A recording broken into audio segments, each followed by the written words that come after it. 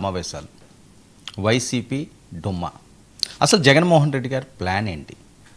ఏపీలో జరుగుతున్న రాజకీయ అంశాలన్నీ కూడా రోజు రోజుకి కూడా రచ్చగా మారుతున్న నేపథ్యం. మరొకవైపు ప్రజా సమస్యలపై ప్రతిపక్ష హోదా లేకపోతే, విపక్ష నేత ఆ హోదా ఇవ్వకపోతే ప్రశ్నించరా అసెంబ్లీలో?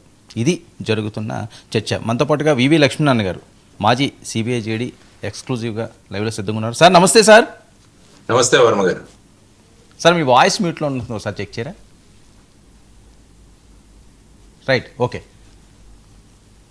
సార్ నమస్తే అండి. నమస్తే సార్. అసెంబ్లీ సమావేశాలకి వైసీపీ గైరాజ్ రావడం ఎలా చూడాలి? ఇదేం చూసేయడానికి ఏం లేదు, ఇది జరుగుతూనే ఉన్న ప్రాసెస్. ఇది ఎందుకంటే బాధ్యతాయుతమైన అపోజిషన్ అన్నది ప్రజాస్వామ్యానికి చాలా ప్రధానమైన అంశం. దాన్ని అపోజిషన్ గా చూడకూడదు, అప్ పొజిషన్ గా చూడాలి. నేను అలాగంటాను. అపోజిషన్ అంటే your position is up.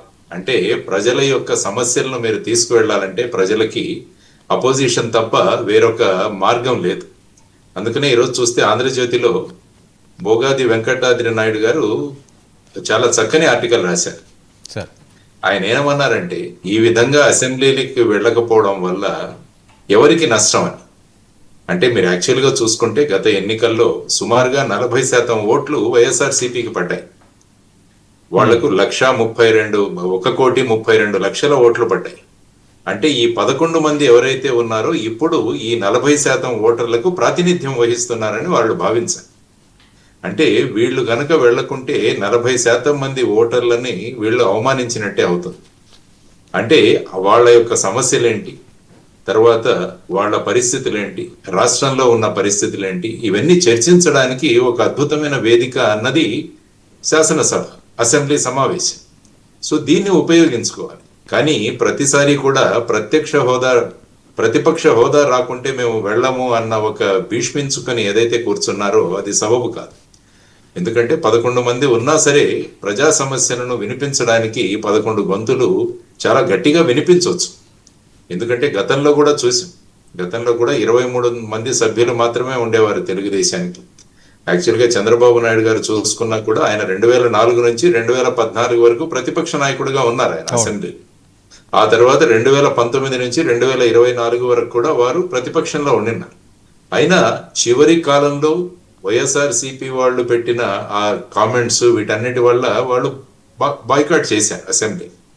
So దానివల్ల ఏమవుతుందంటే ఇప్పుడు రాష్ట్రంలో ఎలా తయారైందంటే మనకు అపోజిషనే వద్దు అన్న స్థాయికి మన రాజకీయాలు ఎదుగుతున్నాయి. అందుకనే గత ఎన్నికల్లో చూసిన వైఎస్ఆర్సీపీ వాళ్ళు వైనాట్ 175 అన్న స్లోగన్తో వెళ్ళారు. అంటే 175 మంది మేమే ఉండాలి, ఇంకెవరు ఉండకూడదు. మరి అది ప్రజాస్వామ్యం ఎలా అవుతుందని వారు కూడా ఆలోచించుకోవాలి. కాబట్టి ప్రజల యొక్క తీర్పును మనం గౌరవించాలి. ప్రజలు మనకు 11 మందిని మాత్రమే పంపించారు అసెంబ్లీకి. అయినా కూడా 40% మంది ఓటర్లు మనతో ఉన్నారు అన్న భావన ఉన్నప్పుడు ఆ బాధ్యతతో వాళ్ళు వెళ్లాల్సిన అవసరం చాలా ఉంది. ఎందుకంటే ప్రతిపక్ష నాయకుడి హోదా అన్నదానికి ఒక ఫార్ములా, మీకు కనీసం 10% ఆఫ్ ది సీట్స్ అయినా మీకు రావాలి. సో అది రాకపోవడం వల్ల ప్రతిపక్ష హోదా అన్నది మీరు ఎంత చేసినా కూడా అది వచ్చే ప్రసక్తి లేదు. ఎందుకంటే సపోజ్ కావాలనుకుంటే స్పీకర్ మీకు ప్రతిపక్ష నాయకుడు హోదా కల్పించవచ్చు. ఎందుకంటే దీని ముందు ఒకసారి ఆమ్ ఆద్మీ పార్టీ వాళ్ళు ఢిల్లీ శాసనసభలో వాళ్లకు కేవలం 3 సీట్లు వచ్చినందుకు కూడా వారిని ప్రతిపక్ష నాయకుడి హోదాలో గుర్తించడం జరిగింది స్పీకర్. కానీ అటువంటి సౌభ్రాతృత్వమైన పరిస్థితులు మన దగ్గర లేవు. ఎందుకంటే ఒకరినొకరు తిట్టుకోవడంతోనే సరిపోతుంటుంది మన అసెంబ్లీలో కానీ బయట కానీ. సో అటువంటి వాతావరణంలో మాకు ఈ ప్రతిపక్ష నాయకుడు హోదా ఇస్తే గానీ వెళ్ళము, మాకు తగిన సమయం దొరకదు, ఇటువంటి సాకులు చెప్పి అసెంబ్లీకి వెళ్ళకపోవడం అన్నది సబబు కాదు. అందుకనే ఈరోజు ఆయన ఆర్టికల్లో ఏం రాశారంటే, మీరు వెళ్లకుంటే రాజీనామా చేసి మరలా ఎన్నికలు పెట్టండి, అక్కడ ప్రజల యొక్క అభిప్రాయం మీకు తెలుస్తుంది.